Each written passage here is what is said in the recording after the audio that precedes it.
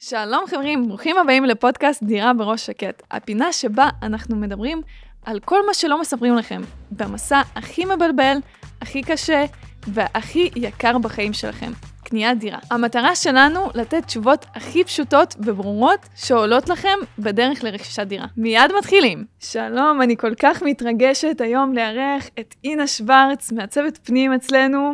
שלום אינה. שלום. אני אשמח ככה שתספרי לאנשים שמאזינים אותנו מה את עושה וטיפה עלייך.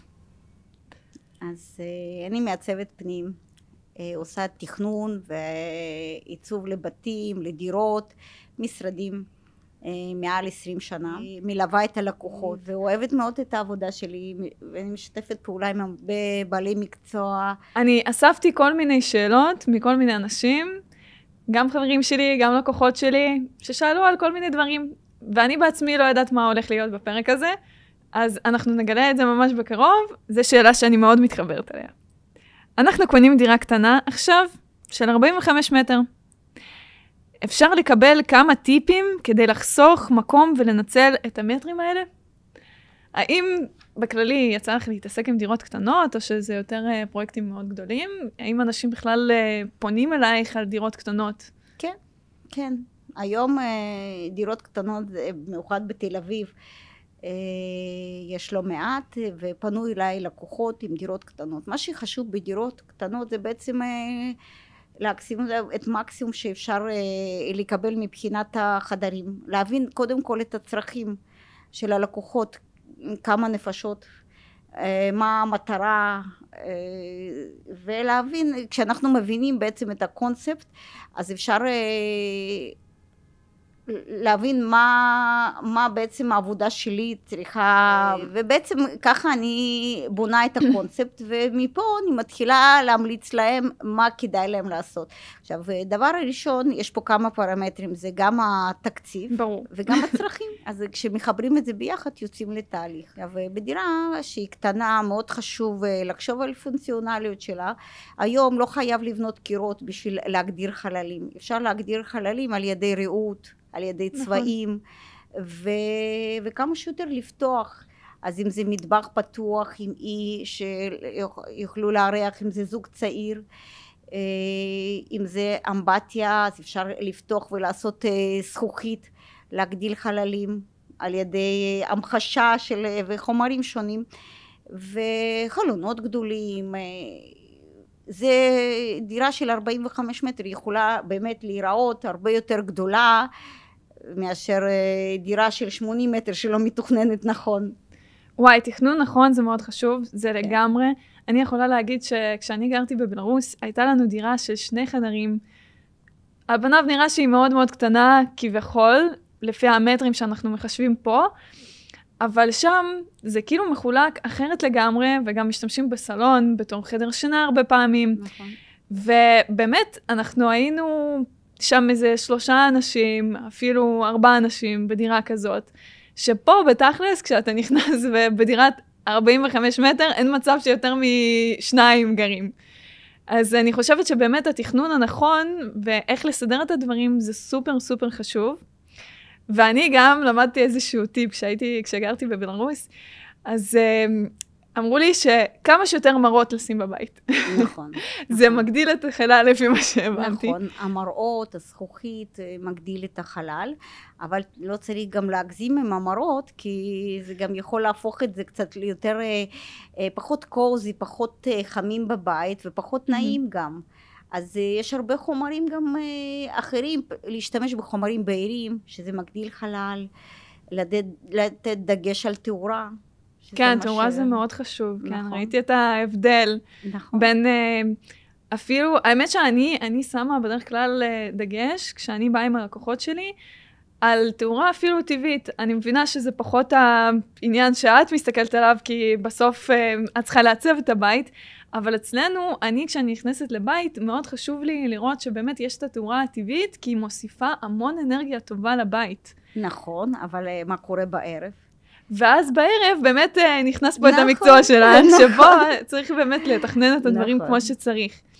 פשוט כשגם בצהריים וגם בערב, נגיד, יש רק את התאורה שהיא תאורה שאנחנו שמים, אז לדעתי זה טיפה פחות, התחושה היא טיפה פחות ביתית, אפשר להגיד, נכון, או משהו כזה. נכון, אז בשביל זה גם יש היום גוונים לתאורה. היום משתמשים בתאורה LED. ל-LED יש כמה גוונים, יש גוונים לבנים, גוונים צהובים, וזה מאוד משפיע גם על החלל, איזה תאורה שמים. אז מאוד חשוב להתייעץ עם בעל מקצוע ולהבין גם איזה גוון תאורה לשים בבית. כי אם ישימו גוון תאורה לבן, שזה משתמשים בבתי חולים, זה לא מתאים לבית. פתאום אתה מרגיש כמו... בדיוק, ואז זה יעשה את זה כזה מאוד לא נעים. אז גם מאוד חשוב התאורה, ולפעמים היא תאורה שמתחלקת לחלל, ולא איזה מנורה אחד באמצע הבית, וכן לתת דגש לכל מיני פינות בבית, ולהעיר גם אותם. כן, האמת שאני חושבת שזה מאוד חשוב. אני גם, הדבר הראשון, כשעברתי לדירה, באמת הלכתי וקניתי כל מיני גופי תאורה, ככה זה מאוד מוסיף, וגם מבחינת העיצוב, כשיש לך הרבה גופי תאורה מאוד יפים, אז כאילו, זה מרגיש הרבה יותר ביתי, מאשר כל בדירות החדשות, את יודעת, זה מלא מלא כאלה תאורת קבלן, שהם גם, בזמן האחרון הם גם אוהבים לשים את זה בכל מקום, אז יש לך מלא כאלה או שבכלל, או שמתוך חיסכון, הדירה חדשה לא שמים בכלל מספיק תאורה. כן, זה גם קורה לפעמים. כן, טוב. אז בואי נראה מה עוד אנשים שואלים אותנו. זה מעניין גם אותי. איזה טרנדים יש השנה בעיצוב בתים? כאילו, האם יש משהו שאנשים מאוד מאוד אוהבים כשהם מעצבים את הבית, היום שהוא, נגיד, פעם פחות רצו, ועכשיו נגיד יותר רוצים. נגיד, אני שמתי לב שעכשיו הרבה אנשים אוהבים לשים אי. אני לא יודעת למה, אולי את תוכלי להסביר לי מה הסיבה, כי כאילו מרגיש שיש... הטרנדים היום באמת, קודם כל, גם אחרי קורונה וגם מה שקרה לאנשים במלחמה, מאוד חזרו לסגנון, מאוד דברים טבעיים, כמו מתחברים ממש לעץ, ולצבעים בהירים ולהכל, ואז גם המטבח הפך להיות מאיזשהו מקום פונקציונלי למשהו חלק מהבית, לב של הבית. במקום שפעם היה מטבח סגור, זה היה רק לבשל ודברים כאלה, ואז אמא שם לבד במטבח, היום זה חלל מרכזי, וקוראים לזה חוויית בישול. בשביל להגיע לחוויית בישול, שזה כל המשפחה בעצם רואה אותך, ואת לא עומדת אחרי הקיר, סגורה באיזשהו חדר או עם הפנים לקיר, ייצרו את האי. האי הזה שאת יכולה לגשת מכל צד, את יכולה לבשל עם כמה אנשים, את רואה את כולם, הם רואים אותך, את בעצם נמצאת באיזשהו מקום של באמת חוויה. כן, שאתה חלק מכל הדבר הזה. בדיוק, ולא פונקציה, זה גם נוחות. עכשיו האי זה גם הקונשום של אחסון, זה גם משטח עבודה, זה בישול, זה הכל היום. אז אנשים היום מעדיפים, אם ויש אפשרות, לעשות מטבח ואי גדול, שכל המשפחה יהיו סביב האי לפעמים, ולא צריכים ללכת לחלל אחר, ואז מפריד אנשים. כן, אני מבינה. זה לב הבית. השאלה שלי, שהיא מתחברת לי לשאלה הקודמת, נגיד, היא בדירת 45 מטר, מה את חושבת על זה? מצוין, זה עוד יותר טוב. זה עובד טוב? מצוין, בוודאי. זה לא חוסם את הסלון? אני כאילו מרגישה שזה חוסם את הסלון. ההפך, זה יוצר הפרדה, מה שאמרתי לך, במקום לבנות קיר, את שמה אי, שזה נותן לך איזושהי תחושה, גם הפרדה בין סלון למטבח. עכשיו באי זה יכול להיות גם קיריים וגם כיור באי, ואז מאחורה, מה שמאוד חשוב בדירה 45 מטר, זה גם אחסון. אז בקיר מאחור האי את יכולה למקם את כל האחסון של הבית, שזה המקרר והתנורים והמזווים, ובאי את יכולה לעשות את הכיור והקיריים, ואז את מרוויחה המון מקום. וואלה, אני פשוט חשבתי שזה קצת, כאילו לפעמים חונק את הסלון, כאילו בדירות מאוד קטנות, שזה באמת יכול לחנוק פתאום את הסלון. אבל גם כאילו בדירה קטנה לא תמיד יש לך מקום לשים פינת אוכל, אז האי גם ישמש אותך כישיבה. נכון. אז תקשיבי כמה פונקציות, זה בישול, זה יכול להיות אחסון, זה גם ישיבה, זה גם מפריד איזשהו קירף, כאילו איזשהו משהו פריט הפרדה, זה דווקא בדירה קטנה, אם יש אפשרות ואפשר לעשות את זה, זה יכול רק להוסיף. אז היום את אומרת שהיא בכל דירה שמים. אם יש אפשרות, אם יש מטבח רחב מספיק בשביל לשים אי, אז הוא יכול להיות באמצע. אם הדירה היא יותר צרה, אז שמים עיר שהוא מחובר לקיר, ואז זה כבר לא אי, זה מין עיר מחובר, דלפק כזה גם כן יכול להיות. אנחנו תמיד מעדיפים, אנשים קונים דירה ודבר ראשון שהם באים אליי ואומרים הנה אנחנו רוצים אי, אפשר לתכנן פה אי, ואני מסתכלת רוחב מטבח לא מאשר, אני בגלל זה ממליצה לפעמים אם אתה חולם על אי, תבוא ותראה לי את הדירה לפני שאתה קונה את הדירה, שאני אוכל להגיד, כי אם אתה רוצה להגשים איזשהו חלום וקונה דירה ואחר כך בא ולא ניתן, זה אכזבה מאוד גדולה. אז כמו שאת אומרת בדירה של 45 מטר זה מאוד תלוי גם, אני לא אגיד לך חד משמעיים, זה אי, אני אסתכל קודם כל ואני אסתכל מה מתאים לחלל, אבל אם זה כן אז אני מעדיפה כמובן.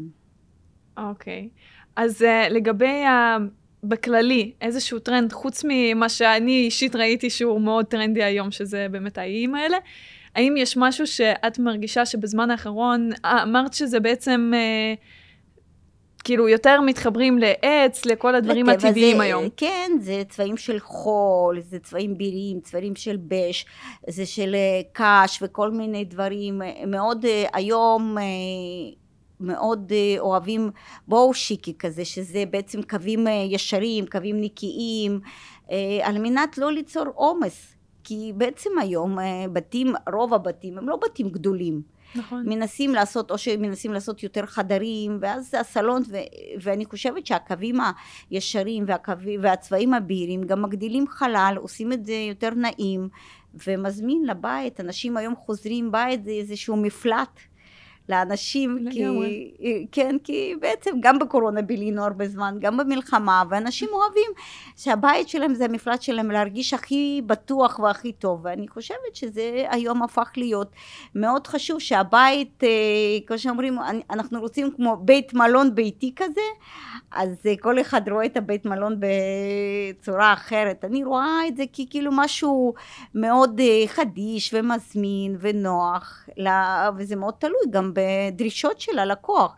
יש אחד אוהב ספה שהוא ככה נזרק, וספה כזאת שהיא יותר פופי, ויש כאלה אוהבים יותר אליגנטי ומתוח, אז כמובן שצריך להקשיב לצרכים ולהוביל אותם לדברים הנכונים. כן, ברור, יש גם טעם של בן אדם, כאילו, כן. נכון, יש טעם, אבל אני חושבת שלפעמים התפקיד של מעצבת זה לשמוע את הצרכים, להבין את הצרכים, אבל עדיין להוביל אותם, הלקוחות, לדברים הנכונים. כי טעם זה משהו שלפעמים אנחנו חושבים מהעבר, שאנחנו זה מה שהיה לנו וטוב לנו היה עם זה, ונמשיך גם לעשות את זה. והם צריכים כן להיפתח לדברים חדשים. אני חושבת שצריך היום לבוא לשיפוץ עם ראש פתוח.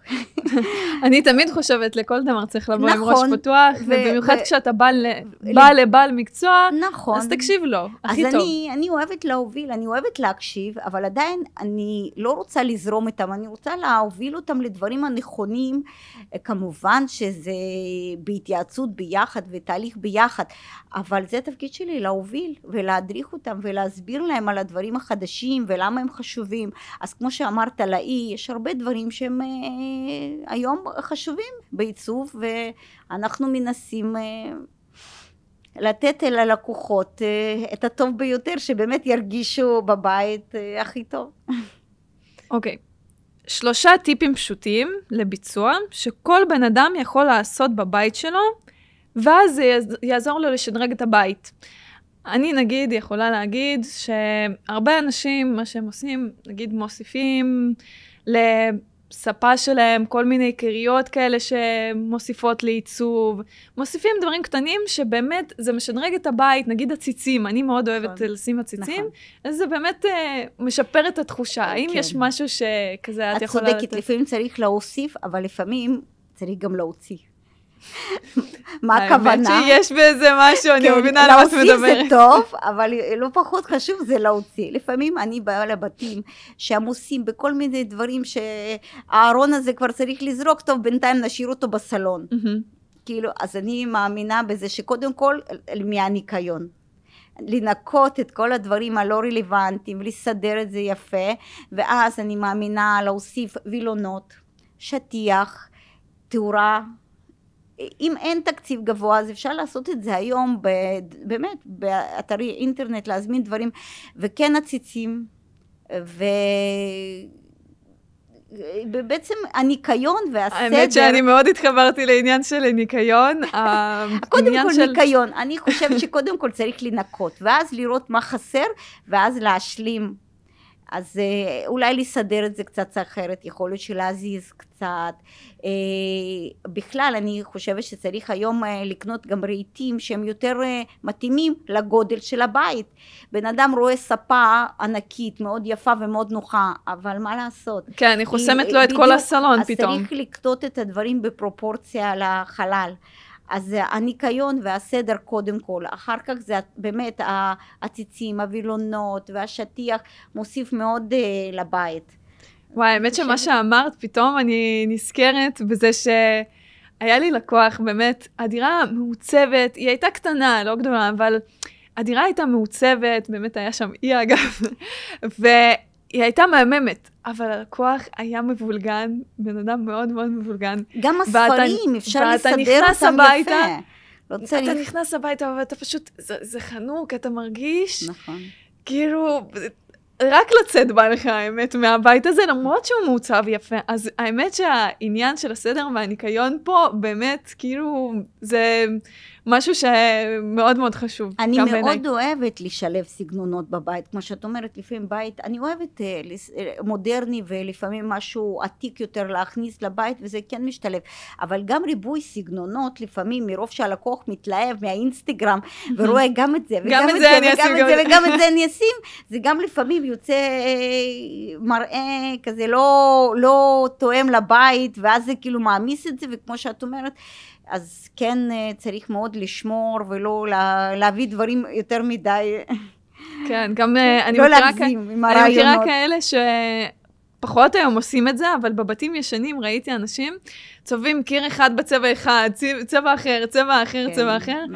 זה כאילו, פתאום אתה נכנס, אתה אומר, איפה אני? מה קורה פה? בגלל זה לפעמים אנחנו מצלמים בתים לפני ואחרי. וכשאת רואה לפני, את לא מאמינה שזה הבית. כן, ולא תמיד זה יכול להיות גם שיפוץ קוסמטי, עדיין רואים הבדלים מאוד משמעותיים.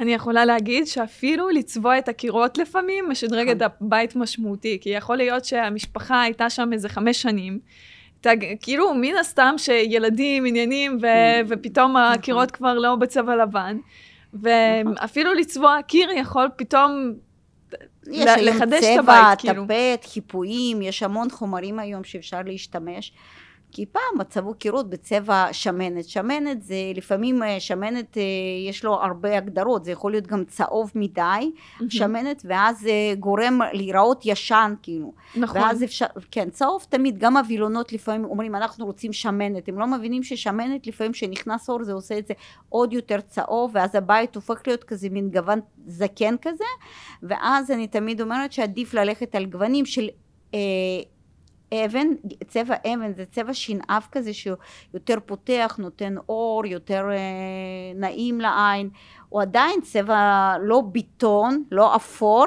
צבע אבן זה יותר כזה גרז'י כזה, שזה בין השמנת לאפור, מצאו צבע חדש עכשיו, קוראים לזה גרז'. גרז'. כן, צבע מעולה. כזה שהוא יותר, טוב לדעת. כן, שזה באמצע. אוקיי, סבבה. אז בואי נראה אם יש לנו עוד שאלה מעניינת. האם את יודעת איזה שהן טעויות בעיצוב שעלו לאנשים ביוקר? אולי איזשהו מישהו שאת מכירה או שמעת איזשהו סיפור ברור. ברור. תראי, יש לקוחות שכמו שאמרתי מההתחלה, היה להם חלום שהיא רצתה חדר ארונות. רצתה חדר ארונות. ואני אמרתי לה, זה לא מתאים פה, החדר מאוד קטן, ואם תבני חדר ארונות, זה יחסום את החדר, ולא הייתה מוכנה, לא הקשיבה, כי לפעמים קונים דירה על נייר. מה שאני רואה, אני מבחינתי לראות על נייר, אני רואה כבר את הדירה מוגמרת.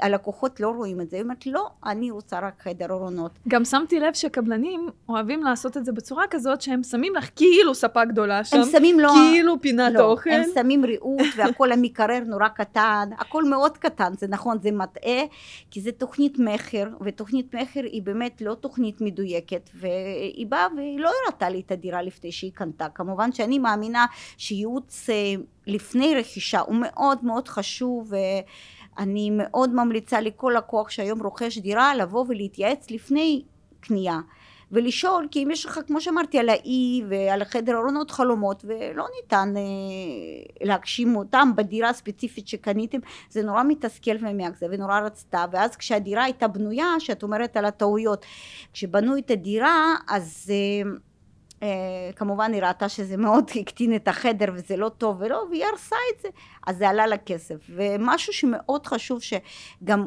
בתחום שלך זה כן מעניין, שזה משלב את התחום שלי ושלך ביחד. יש לי עכשיו לקוחה שהם רכשו דירה מקבלן ופנטהאוס, שזה נשמע משהו עצום, נכון? פנטהאוס ודירה... מרפסת גדולה, הדירה עצמה בדיוק, לא תמיד. הדירה מאוד קטנה, מאוד קטנה. עכשיו, המתווכת שמכרה להם את הדירה, היא ראתה להם את הדירה ואמרה, יש פה מחסן צמוד לדירה, כשאתם תקבלו את הדירה, אתם תרסו את המחסן, שהוא בערך 10 מטר מרובע, ויהיה לכם סלון ענק. אוקיי? הם קנו את הדירה וסמכו עליה. וואו, זה חייב לבדוק דברים כאלה, יופי, זה לא אומרים תקשיב, את זה סתם ככה. הם קנו את הדירה וסמכו עליה. כשהם באו אליי אחרי שהם קנו כבר את הדירה, אני אומרת, תקשיבו, אין מצב, המחסן הוא גרעין של בניין, זה ביטון, זה לא ניתן להרוס, קודם כל, ויש על זה ארון חשמל, יש צינור ביוב שעובר שאתם בניין, קומה 19, לא ניתן. הלקוחה התחילה לבכות, היא אומרת לי, אז מה אני עושה? תראי, אין לי כמעט סלון. אמרתי לה, אין מה לעשות. אז היא אומרת לי, בואי, אולי בכל זאת נפתח מהצד הזה, נפתח מהצד ההוא, ונשאיר את הצינור ביוב הזה, שהוא יהיה כמו עמוד באמצע הבית. אמרתי לה, את לא יכולה, מקסימום שניתן לפתוח אולי איזשהו פתח למחסן, שזה דלת מעבר. היא ממש, כבר עברו 2 עכשיו היא קיבלה את הדירה, אין כמעט סלון בבית. וואי. זה פנטהאוס, זה נכון, אבל אין, ועדיין היא חזרה לאותה מתווכת ואומרת לה, אז היא אומרת לי, לא, מהצוות שלך לא מבינה. אני אביא לך מישהו, זה קומה 19 במגדל, אני אביא לך מישהו שיהרוס לך את המחסן הזה, ועדיין היא אומרת לה שזה אפשרי. עכשיו היא הביאה כבר 3 מהנדסים ואמרו לה, אין. לא, אם זה קיר, איך אפשר אז עכשיו הפתרון, אמרתי לה, יש או למכור את הדירה, אם את כל כך מאוכזבת ואין מה לעשות, או פשוט לאהוב את מה שיש. וואי. עכשיו היא, כן, אז זה מאוד מאכזב אותה, ופשוט אני לא יודעת איך אותה מתווכת יכלה כאילו להגיד כזה דבר, על מה היא הסתמכה. אני גם, כן, באמת, אני לא יודעת על מה... בגלל זה אני מספרת לך משהו שכאילו דברים כאלה, אני לא יודעת, אני מאמינה ולהגיד את האמת, גם אם אני אפסיד את העסקה ולקוח בסוף לא יקנה את הדירה ולא... אני חושבת שיותר נכון להגיד את האמת ולמצוא להם דירה אחרת שתתאים לצרכים וחלומות שלהם. לגמרי. אז עכשיו עולה לה המון כסף, כאילו באמת היא מעצבת את הבית, מגיעה לכל, עולה לה המון עלויות, אבל היא לא מקבלת את התוצאה שהיא אוהבת. וואי, זה ממש מבאס. זה גם ככה להשקיע כמה מיליונים במשהו שבסופו של דבר אתה אומר... כן. זה לא משהו שאני רציתי. כן, נכון. אז בגלל זה אני אומרת, מאוד חשוב, זה באמת הכינות והשיתוף פעולה בין כל הבעלי מקצוע, אני חושבת חשוב. נכון. להגיד את האמת, תגידי לה את האמת, זאת הדירה, זה המחסן, ולא בטוח שתוכלי לעשות את זה, אולי מקסימום לפתוח פתח וזהו. אז זה... לפעמים, אם בסוף זה מתווך שבא מטעם הבעל דירה, והעניין שלו זה חייב למכור את הבית, ואתה יודע... אני חושבת שכן היה לה איזשהו אינטרס, אני לא יודעת, אני חושבת עשתה דבר ללקוחה, עשתה דבר נוראי, כי באמת זה מסובך היום למכור דירה, שזה גם הם נכנסו בתהליך של קבוצת רכישה, והכל זה כמעט בלתי אפשרי, וזו אכזבה מאוד גדולה. ואני בתור מעצבת, מלווה אותה 2 עם האכזבה הזאת, גם לי זה לא נעים. אז בעצם היא עדיין ממשיכה, ואת כן, מעצבת לה את כן, הדירה כן, והכל? כי לא יכולה למכור, כי היא נכנסה גם לתהליך של קבוצת רכישה, ולא יכולה למכור בשלב זה. כן, אז היא רוצה למכור, היא בסוף תמכור, לדעתך? אני חושבת שלא, כי כרגע בטח אולי יגורו כמה שנים וכן, אני לא יודעת להגיד לך אפילו. וואו, אבל זה אחד הטעויות שבאמת אני אומרת לעצמי, זה טעות, זה כן, זה שקר של בעל מקצוע אחר, שבעצם השלכות פה הן מאוד מאכזבות. אני חושבת שנכון, אנחנו צריכים להיות מאוד מקצועיים מהצד שלנו, וגם צריך, הבן אדם מהצד השני, גם צריך לדעת לבדוק שנייה את הדברים, לא עכשיו להסתמך על, מן הסתם מתווך נכון. לא אמור לדעת איפה צריך להרוס את... אז אל תמליצי. נכון. אל תמליצי, אל תגידי בוודאות שאפשר להרוס את המחסן אם את לא בטוחה. עכשיו, דרך אגב, זה משהו שהוא לא, זה דבר שהוא מחסן, זה בנוי מגרעין של הבניין, זה ביטון, זה קירות של 25 סנטים, זה משהו לתת בביטחון כזה הבטחה ללקוח, זה ממש... נכון, זה גם לא נכון לעשות את זה, אבל נכון. גם מהצד הלקוח, אני חושבת שמאוד מאוד חשוב נכון, לבדוק להתייעץ. את הדברים האלה, נכון. ולהתייעץ עם אנשי מקצוע, נכון. ולא להסתמך, באמת, זה כמו שאני אלך לעורך דין, ויבקש ממנו, כאילו, לא יודעת, משהו על עיצוב, נכון. לשאל אותו משהו על עיצוב, ברור שהוא לא יודע. יכול להיות שהוא יודע מהניסיון לתת לי כמה טיפים, נכון. אבל בוודאות לא להגיד את הדברים האלה. הם היו צריכים להביא מהנדס אולי לדירה, או להתייעץ עם מהנדס. ובמיוחד שזה חלק מהעסקה, כאילו, אם זה לא נכון. עובד, אתה לא לוקח אותה. נכון, כי נכון. מבחינתה היא לא הייתה לוקחת את זה, אם זה לא היה נכון. רוב הסיכויים שנכון. רוב הסיכויים לא הייתה קונה את הדירה. וואו. כבד לי בלב עכשיו לשמוע את זה כן. באמת. נשאל אותך עוד שאלה. מדברים פה על זה שראו כל מיני סגנונות וכל מיני עיצובים, ומה כדאי לעשות כדי שלא יימייס לי עם הזמן. אני אגיד לך מה אני חושבת מה מתחבר לי לזה. כשאני גרתי אז בבית של ההורים, אמא שלי החליטה לעשות איזשהו עיצוב כזה של בית, היא שמה, עשתה קירות עם צבע כתום. עכשיו, זה באותו רגע היה מאוד מגניב לעשות את זה. אבל אחרי שעבר שנה, שנתיים, אנחנו פשוט השתגענו כבר, כי נמאס לנו מהצבע הזה. אז באמת, אולי יש איזה שהם דברים שהם כזה, משהו שבאמת בן אדם יכול להגיד לעצמו, זה לטווח ארוך, אני יודע שזה לא משהו שימייס. נכון, תראי, כל דבר יכול להימאס. אין משהו שלא נמאס, אבל אני חושבת שתמיד עדיף לתת את הנגיעות של הצבע בדברים שכן אפשר להחליף. כמו שציינת על קריות, אז כן, קריות בספה, עם הספה, אז עוד 5 שנים, הקריות היו באדום והפכו להיות לכתום. זה נכון. את יכולה שטיח, את יכולה בקדים, באקססוריס לבית. אני מאמינה שבעצם אם הולכים על גוונים ניטרליים, אז זה אף פעם לא נמאס. עיצוב שהוא קלאסי, הוא קלאסי. אבל עדיין אני אנשים... לגמרי איתך בזה. אבל עדיין אנשים אוהבים... תראי, יש את הסגנון נורדי, שהוא מאוד מאוד נקי, מאוד מאופק, מאוד כזה קריר יחסית, כאילו לסגנונות שהם יותר עמוסים. יש סגנונות שהם יותר עמוסים, כמו אנשים אוהבים מטבח אנגלי. או עכשיו, בן אדם שאוהב מטבח אנגלי, הוא אוהב את החמימות שבו. מה זה מטבח אנגלי? שיש יותר פיתולים בדלתות, יש ידיות יותר, מטבח שהוא מודרני הוא נקי, הוא בלי ידיות, הוא מאוד... אני קוראת לזה אולי מטבח קלאסי. קלאסי אנגלי כן, אבל קלאסי אנגלי כזה, זה סגנון שהוא יותר פיתולים בדלתות ודברים, זה סגנון, אם בן אדם אוהב את הסגנון הזה מהמם וחמים, ואז הוא משלב את זה עם פרקט לפעמים ברצפה, וזה עובד מאוד יפה. עכשיו זה לא ימאס, אבל אם תשימי אותו בצבע ירוק, אז כן, זה יכול להיות מאוד, עם השנים, ירוק הופך להיות קצת אולי כבד, אבל אם תעשי את כל המטבח בעיר, רק את האי בירוק, ויש לי בית כזה שעשיתי, אני לא חושבת שזה יכול להימאס. זה באמת להרבה שנים, אבל ברור שעוד 20 שנה, יכול להיות שזה יימאס. הכל יכול להשתנות, אנחנו יכולים גם למכור את הדירה. אנשים גרו והיה להם מטבח מודרני, אז אומרים לי, לא, בבית הזה עכשיו אנחנו רוצים מטבח אחר. או שהיה להם מטבח לבן, אז עכשיו הם רוצים מטבח אפור. זה בסדר. אנחנו אוהבים שינויים. אני חושבת שבמדינה שלנו אנחנו באמת עושים הרבה שיפוצים ועושים הרבה שינויים לעומת מדינות אחרות. באמת את חושבת שפה הרבה משפצים? אני חושבת שכן, כן.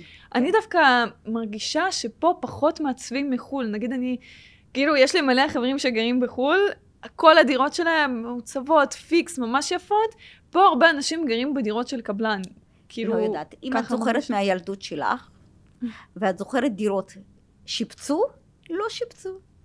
אז לא שיפצו, עכשיו. אז עכשיו כן, נכון. אז עכשיו, גם בישראל, פעם כאילו פחות, היום כן משפצים. קודם כל זה כנראה גם בגלל המצב שהיה לנו בקורונה. אנשים המון בילו בבית. אז הם רצו לעשות את הבית הכי יפה, פחות נסו לחול, אז היה גם יותר אפשרויות וכסף לשפץ. אז שיפצו המון בקורונה, ועכשיו עם המלחמה גם עוזרת לנו לשיפוצים. אז זאת אומרת, עכשיו בשנים האחרונות את מבלה הרבה בשיפוצים. כן, אני המון עבדתי בקורונה, כשדווקא אנשים מאוד רצו לסדר פתאום את המרפסת ואת הגינה, כי בילו המון בבית. כן, וגם פתאום יש לך את הזמן הזה לעשות את הדברים האלה. אני חושבת אז עכשיו ששאלת אותי על משהו שיכול להימאס, אז ברור שיכול להימאס. אין משהו שאת יכולה, אבל אם את עושה את המעטפת נכון, אני גם מאמינה במשהו שבית, קודם כל, אם תכנון נכון, אז כל עיצוב יעבוד. האמת שתכנון נכון זה חשוב, כן. נכון, אז אחר כך את יכולה רק קצת לשנות אווירה, אז תמיד זה יהיה יפה. שאלה טובה. קנינו דירה ושמנו הרבה כסף על הקנייה. אז יש לנו עכשיו רק 100,000 שקל לשיפוץ. אפשרי לעשות משהו עם זה? אם זו דירת קבלן, אז היום באמת קבלנים נותנים מעטפת יפה. בעיקר נותנים כבר את המיזוג והכל, אז זה כן יכול להספיק לעשות מה שדיברנו, הווילונות והשטיח, וזה כן יעשה אווירה ודירה חמה ונעימה יפה. זה הכל באמת עניין של תקציב גם. היופי, אני חושבת שאולי יותר יופי זה דירה תהיה לבושה. אז לבושה זה אקססורית, מה שדיברנו עכשיו. ואם קונים דירה שצריך לשפץ אותה, 100,000 שקל לא יספיק לשיפוץ. אז אני ממליצה ללקוחות... את מדברת על דירה ישנה, שנגיד צריך עכשיו להרוס את הכל. נכון. אז אני ממליצה כשקונים דירה ישנה, ואין מקום לשיפוץ, אין כסף בעצם לעשות שיפוץ מסיבי. אני מאמינה, אני חושבת שצריך להתחיל מצבע, ומה שדיברנו בעצם לפני זה, לעשות את הדברים המינימליים. להוסיף את החמימות לבית. בדיוק, ולחסוך את הכסף למשהו לעשות משהו הרבה יותר יפה, או לקחת הלוואה נוספת, עם בן אדם מאוד חשוב לו, ולפרוס את זה ל-10-15 שנה, וכן לעשות את השיפוץ כמו שצריך. ב100,000 שקל אפשר רק לעשות הלבשה. אוקיי, ושיפוץ נגיד של דירה ישנה. החל מכמה אנחנו מתחילים? היום במלחמה המחירים השתנו. היום זה יכול בין 350 ל-500 אלף שקל מינימום, לשיפוץ דירה של 100 מטר. ושמיים הם הגבול. כן, ברור, פה אפשר להגיע גם למיליונים. אני מכירה אנשים שבאמת שיפצו דירה ב1.5 מיליון. נכון. אם צריך להחליף את כל האלומיניום, וצריך להחליף את כל המיזוג בבית, וכן, יכול להגיע למיליון חופשי היום. כן, אנחנו גם קונים דירה בכמה מיליונים, גם אחר כך מוסיפים לשיפוץ. אבל אפשר גם לעשות דברים יפים, גם ב-350 עד 500 אפשר גם לעשות דברים יפים. אפשר גם לעשות את זה דברים שהכי חשובים עכשיו, ולהשלים דברים, אני לא מאמינה שכאילו זה כאילו עובד טוב, כי לחזור לשיפוץ אחר כך זה לא חוזרים, אבל... זה גם קשה, וגם אני חושבת שבסוף, את יודעת, זה נראה לי כל הזמן, אנחנו, כשעוברים לדירה חדשה, אומרים, אני אעשה 1, 2, 3, אני אעשה את זה. בסוף, כל מה שאנחנו עושים על ההתחלה, זה מוכן ויפה. כל מה שאנחנו אומרים, אנחנו נעשה אחר כך, לא נעשה אחר כך שנים. זה נכון, זה בדיוק ככה.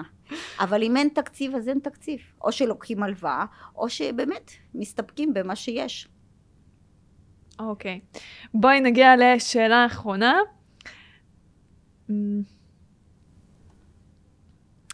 טופ 5 החלטות מעניינות ומוצלחות בעיצוב. האם יש לך איזשהו טופ 5 שלך ככה שתוכלי להגיד לנו? תראי, כשאני רואה תוכנית, אז דבר ראשון אני משתדלת לפתוח כמה שיותר, להוריד קירות ומסדרונות שהם מיותרים, לעשות מטבח פתוח יותר שיגדיל את החלל. מאוד חשוב, אני תמיד שמה דגש מאוד גדול גם על חדר שינה של ההורים, שיהיה מספיק מרווח. תמיד החמש דברים החשובים אני חושבת זה חלל פתוח, חלל נעים, צבעים יפים בהירים לבית, לעשות תאורה נכונה. אני חושבת שתאורה משנה את כל הבית ודיברנו על זה גם. אם אפשר לפתוח חלונות גדולים יותר, אני חושבת שזה מאוד מאוד חשוב. אם אפשר כאילו לעשות את הפתח של החלון יותר כן, גדול, את מתכוונת? פתחים יותר גדולים, כן. הייתה לי דירת גן ששיפצתי ופתחתי שם חלונות ענקיים. זה פשוט היה נראה כמו בית פרטי, אפילו שזה דירת גן בבניין. אז מאוד חשוב להשקיע במרפסת, לשים מציצים יפים, ריהוט יפה, וגם לחשוב על זה שבאמת להפוך את המטבח למשהו שהוא מרכזי ולב הבית ולא רק פונקציונלי. זה תלוי כמה את אוהבת לבשל, אם בן אדם לא אוהב לבשל. גם לא לבשל. וסלון לנעים לשבת, מקומות שיהיה ישיבה ונעים לכולם, שיהיה מעגל שיחה נעים בבית לכל המשפחה. זהו, הטיפים האלה גם חשובים, תלוי מי הולך לגור בבית, אם זה זוג צעיר או אם זה משפחה עם ילדים, אז זה מאוד חשוב. כן, אז בקשר למה שאמרת, מי יגור בבית, באמת אני נזכרת בסיפור של חברים שלי שהם אמרו לבית ועיצבו להם את הבית מאוד מאוד יפה, כמו שזה, כאילו את יודעת, למשפחה סטנדרטית, ילדים, חדר של ילדים, איך הוא נראה בדרך כלל, שולחן עבודה, מיטה, ארון, כאילו איזושהי פינה שלהם. אז ככה עיצבו להם את הבית, ועם הזמן הם הבינו שפשוט הילדים, במקום להשתמש בשולחן של העבודה, הם פשוט זורקים עליו מלא מלא דברים, ובתכלס הם בכלל, בגלל שהם משפחה מאוד מאוד כזה חמימה ואוהבת והכל, והם כל הזמן ביחד, אז הילדים פשוט לומדים בסלון בסוף. אז השאלה שלי אלייך, כמה לדעתך צריך להיכנס ממש לתוך הראש של הבן אדם, וכמה צריך לדעת ולהתחבר אליו כשאת מעצבת לו את הבית? כמה צריך לראות אותו באמת ולדעת להכיר אותו לעומק? אני חושבת שעיצוב זה מאוד אישי, מאוד אישי, וצריך להקשיב לצרכים, אבל עדיין לפעמים אנשים צריכים את ההכוונה וההדרכה של המעצבת. ובגלל הניסיון שלי שעבדתי עם, וילדים היום קטנים הם גודלים, אז כן חשוב. אני לא חושבת שזה נכון לוותר על השולחן בחדר, כי עדיין אם עכשיו הוא קטן ולומד בפינת אוכל, הוא קצת יגדל, ויש היום זומים בבית ספר, וכל אחד צריך לשבת בחדר שלו, ואת השקט שלו. אני חושבת שגם היום מאוד חשוב, לא רק לילדים, גם לבן אדם המבוגר, את הפינה השקטה שלו בבית. אז כשאני שואלת את האנשים, האם אתם עובדים מהבית? האם אתם צריכים פינת עבודה בבית? אז זה מאוד חשוב כל הדברים האלה עכשיו, ולפעמים שינויים הקטנים בתכנון יכולים להפוך בית לשונה לגמרי. אפילו אני אתן לך דוגמה, חדר של הילד, שפעם היו עושים חדר סטנדרטי, את פותחת את הדלת, על הקיר ישר יש לך מיטה, שולחן וארון. כן, נכון. נכון?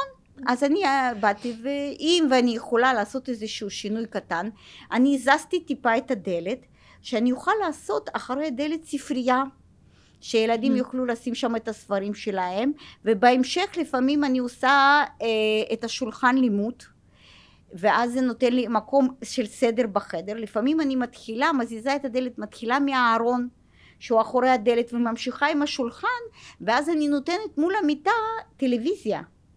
אז תלוי, אני שואלת, האם ילדים רואים טלוויזיה בחדרים? האם זה חשוב, לא חשוב? הילדים נראה לי שמחים לראות טלוויזיה בחדרים, נראה לי שההורים טיפה פחות אוהבים. לא, יש בתים שכן, תלוי איזה גילאים. אם זה, את יודעת, וזה מאוד חשוב, אז כל השאלות האלה זה מאוד אינדיבידואלי. עכשיו, וכמו שאת אומרת, זה הרגל של הבית. אם עדיין הם רוצים לשבת עם ילדים בפינת אוכל, אז צריך ליד פינת אוכל, אולי לסדר איזשהו ארון, שכן יוכלו לשים שם דברים, ולא יישאר, אז למדנו, סיימנו, שמנו דברים בארון, מאוד חשוב, היום עושים דירות ענקיות, ובכניסה לבית אין ארון נעליים, אין מקום לשים... וואו, זה הזוי, כן, נכון. אין מקום לשים תיק, תכנסת הביתה, באמת, התיק והנעליים והכל בכניסה לפינת אוכל, ואז כמו שאת אומרת, על הדבר ראשון לסדר את הבית, אז אם יש בכניסה ארון שאת שמה שם את התיק, את שמה מטריות, את באת מהאימון, שמת שם את התיק אימון, ואז הבית תמיד ייראה מסודר, והוא תמיד ייראה יפה. אני חושבת שהיופי בבית זה גם הסדר. אז פונקציונליות מאוד חשובה, ואם ילדים מחליטים ללמוד עם אמא בפינת אוכל, אז זה בסדר. לתת להם את זה, אני חושבת שלא צריך. היום הם עוברים תקופה קשה לילדים וצריך לתת להם את מה שהם מבקשים. כן, מאז הקורונה ילדים, יש לי הרגשה שחצי מהזמן לא לומדים. נכון, אז קורונה והמלחמה, אני חושבת שצריך לתת להם, אבל עדיין להסביר להם לסדר אחרי שהם סיימו ללמוד, אז גם אם זה פינת אוכל, לא חלום, חיי גם לי יש ילדים קטנים ולא הייתי, אבל אני ראיתי שעכשיו היא גם אוהבת להיות בחדר שלה, וגם אוהבת להיות איתי, וגם על האי במטבח לומדים הרבה. נכון. אז זה גם ששאלת אותי על מה האם משמר, זה גם שאמא מבשלת. היא בשביל כל דבר, את אומרת. והילדה לומדת, זה גם יכול להשתלב. אז הנה, תודה רבה לך, היה מאוד מרתק וכיף לדבר איתך. תודה, נשמח תמיד לכל שאלה. טוב.